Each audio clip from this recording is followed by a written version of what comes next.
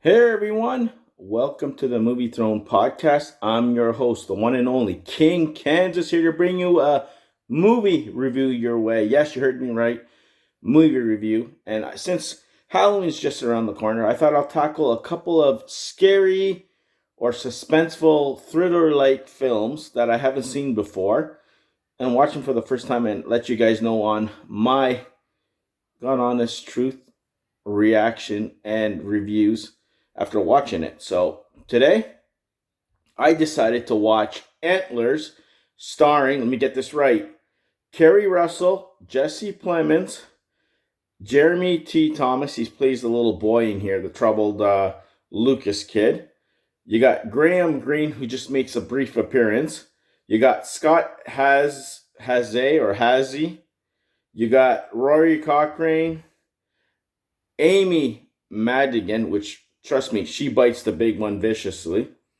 You got Cody Davis, and of course some other little kids here and there, which doesn't really matter, guys, because it was released in 2021. It was directed by Scott Cooper, and I had to watch it. It's only like an hour and 30 minutes.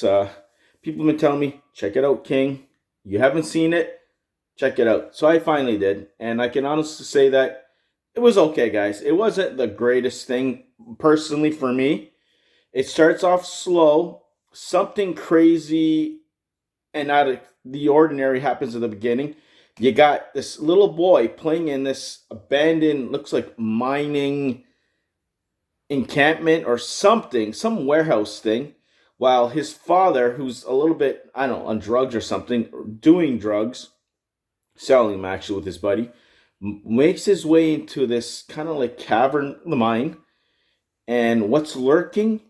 They're hearing noises. Some creatures lurking in there, and they learn to discover, like, it looks like human remains hanging from the ceiling or some shit. While the kids outside staying put, this is going down, and then all of a sudden, this creature that looks like that appears to have antlers or something attacks them.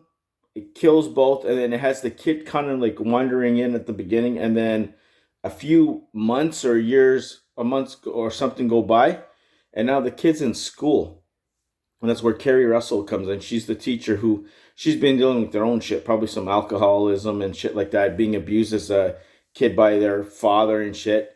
Her brother is the sheriff of the town, or he plays a deputy, something like that. That's taken over, and slowly things start to unravel. She discovers that the kid is a little bit off. He's a little to himself. He's drawing typical crazy pictures of things blowing up and blood and stuff. And she decides to investigate, and she slowly unravels the truth that something's not right with this kid. Something happened to him. Let's investigate. So she gets the guidance counselor, or whoever you want to call it, involved, and then she gets involved, and she bites the big one because she lets out this thing that's been locked up in this poor kid's house. You find out this kid picking up roadkill, guys. Sorry, I'm jumping all over the place. He's picking up roadkill here and there, and he's bagging it and taking it and putting it in this locked room. You slowly discover that it's his dad who's been infected, and he's been locked up. As the movie progresses, you get a little bit of the backstory that him losing his mind and getting locked up there.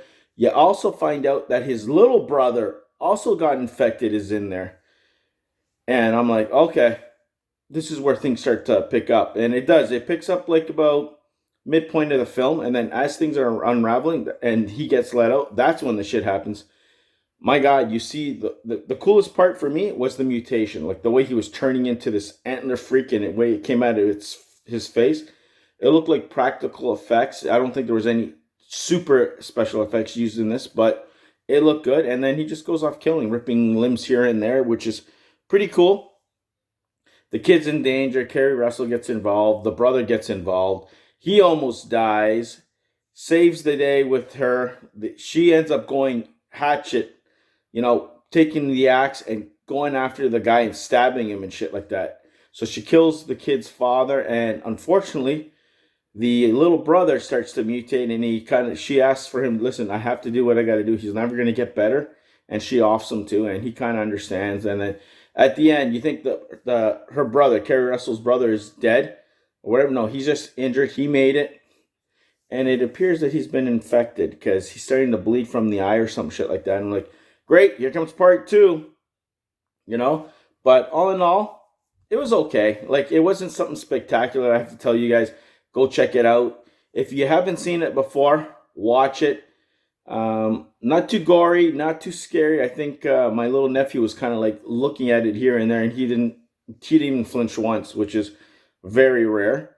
But for the most part, it was okay. It's not the greatest. Like, I wouldn't recommend you guys watching unless you're a big Keri Russell fan and you have to see everything she does, or if you just want to watch something new, then go ahead. But it's only an hour and a half, and honestly, you ain't missing much in my personal opinion. But it's well put together. It just wasn't my cup of tea. It wasn't like I was really looking forward to it, and kind of a little bit disappointed. But there you go. That is my Antlers movie review. I hope you guys liked it. Like, share, and subscribe. Check out my other movie reviews. Check out my Black Adam movie review, and also check out my first time ever. I did a out of the theater immediate reaction and review on Black Adam itself. It's not even 2 minutes long. There's a full one as well. You can check both videos out. But during that video, there was a chance that you could grab the Back to the Future trilogy digital downloadable codes. Was only one available, so congrats to whoever gets it. And I don't know. As I get movies, I'll start to unbox, and I'll do them during any reviews that I decide to do. So tune in. It's more of an incentive to watch, guys. And yeah, give me some feedback. If there's some movies that have been out a couple of years, suggest them, and I'll check them out. I'm going to try and watch a couple other scary films and review them because of Halloween, but no promises. There's so much more coming out in the weeks to come, you know. Trust me, I'm trying to get my hands on a couple of Blu-rays that have been released that I can't find on the store shelves, but I'm definitely going to pick up some and watch and review at the same time. You know, I think Black Phone might be the next one I'll at least do because of Halloween. But anyways, it's another story. Thanks for watching. Like, share, and subscribe. Stay off my throne, and I'll see you guys soon. Where? Right here on YouTube. Take it easy, and if I don't hear from you, happy Halloween.